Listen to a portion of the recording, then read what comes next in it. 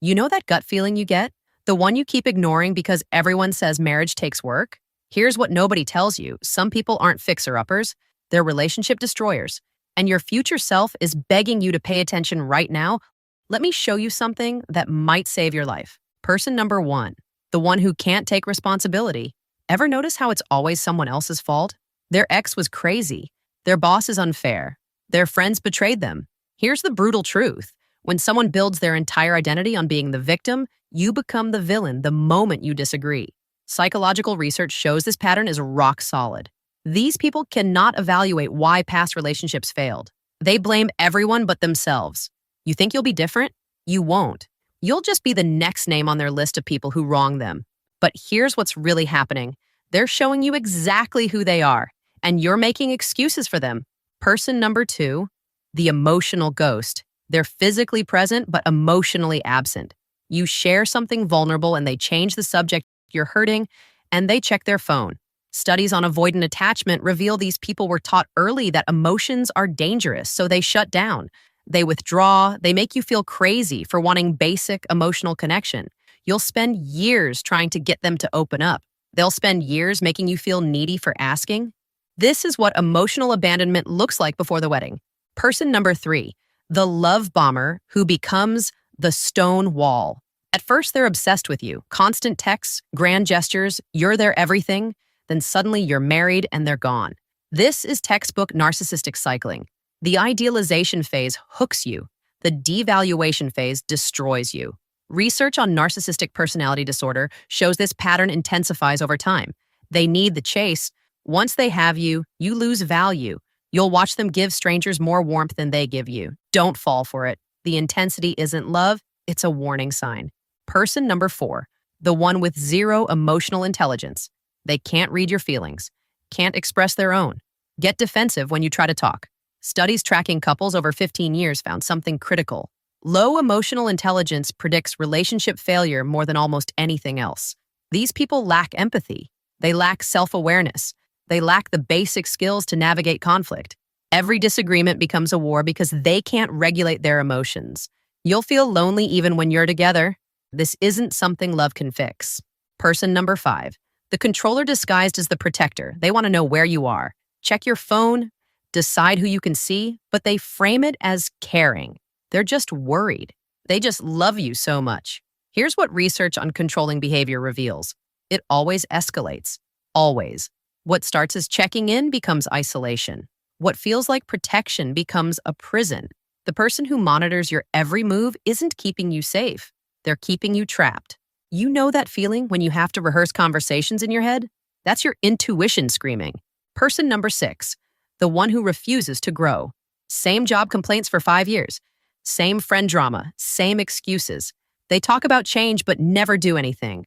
Psychology shows that people resistant to self-improvement drag their partners down. You'll spend your marriage being their therapist, cheerleader, and parent. They'll spend it resenting you for wanting them to evolve. You can't grow with someone who's committed to staying stuck. Stop thinking you can inspire them. They have to want it themselves. Person number seven, the financially reckless one. Not just bad with money, reckless. Secret credit cards, lies about spending, grand plans with no follow-through. Research on marital satisfaction shows financial deception is relationship poison. It's not about the money. It's about the lying, the impulsivity, the lack of self-control. When someone can't manage money, they can't manage responsibility. And in marriage, their debt becomes your debt. Their bad credit becomes your bad credit. Their chaos becomes your crisis. This pattern doesn't fix itself at the altar. Person number eight, the one still obsessed with their ex. They bring them up constantly, compare you, keep mementos, stay in contact for vague reasons. Here's what nobody wants to admit. Someone emotionally available doesn't do this. Research shows that people who can't let go of past relationships can't fully invest in new ones. You'll always be competing with a ghost. You'll never win because the ex isn't real anymore. They're a fantasy, and you can't compete with someone's imagination of what could have been. You deserve to be someone's first choice, not their consolation prize. Person number nine, the conflict avoider who explodes. They say everything's fine. Then they erupt over something small, or they shut down completely, give you the silent treatment for days. Studies on communication patterns in marriage show this is deadly. These people were never taught how to handle disagreement, so they suppress until they can't anymore. You'll walk on eggshells trying not to upset them. They'll store up resentment like ammunition. Every unspoken hurt becomes a future explosion. A relationship where you can't safely disagree is a relationship where you can't safely exist. Person number 9, the one who makes you doubt yourself. You're too sensitive. You're overreacting. That didn't happen the way you remember. This is called gaslighting, and it's psychological abuse. Research confirms that people who consistently invalidate your reality are systematically breaking down your sense of self.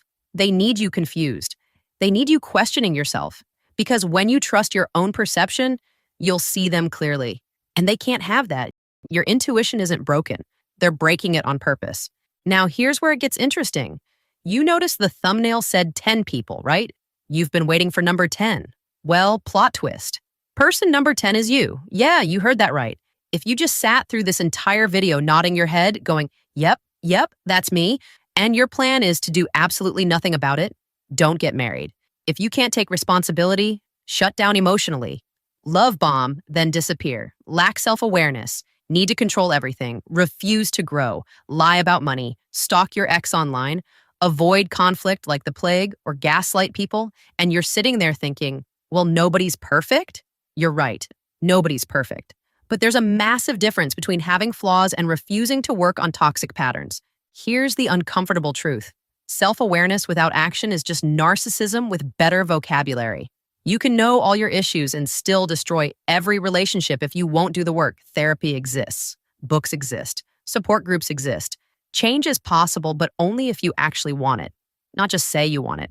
Actually show up and do the painful work of becoming better. So if you recognized yourself in any of these and you felt that gut punch of truth, good. That's your conscience working. Now the question is, what are you going to do about it? Because the person brave enough to look in the mirror and say, I need to fix this before I bring someone else into my mess, is exactly the kind of person who deserves a great relationship. But you have to earn it first. Here's what all these people have in common. They're showing you who they are right now, not who they could be, not who they promise to become, who they actually are in this moment. Marriage doesn't fix people. It reveals them under pressure. That person who can't handle responsibility now will collapse when real stress hits. That person who shuts down emotionally now will abandon you when you need them most. That controller will tighten their grip when you're legally bound. You're not crazy for having standards. You're not demanding for wanting emotional safety. You're not asking too much by expecting respect and growth. The person who truly loves you will show you through consistent action. They'll take responsibility, stay emotionally present, choose you daily, not just initially. They'll have the emotional skills to weather storms with you. They'll respect your autonomy while building partnership. They'll grow alongside you, handle money responsibly, let go of the past, communicate even when it's hard, and they'll validate your reality, not distort it. That person exists. But first, you have to have the courage to walk away from the ones who don't qualify. Your future isn't in fixing someone broken. It's in choosing someone whole, someone who's done their work, someone who shows up with emotional intelligence, self-awareness, and genuine care. The red flags you're seeing aren't challenges to overcome. They're exit signs. And the strongest thing you can do is take them. If this resonated, drop a comment with which person you've encountered, and hit subscribe because we're diving deeper into protecting yourself from relationship manipulation. Remember this, better single than sorry, better alone than anxious, better waiting than wasting years on someone who will never change. You already know what you need to do. Trust that feeling. It's trying to save you.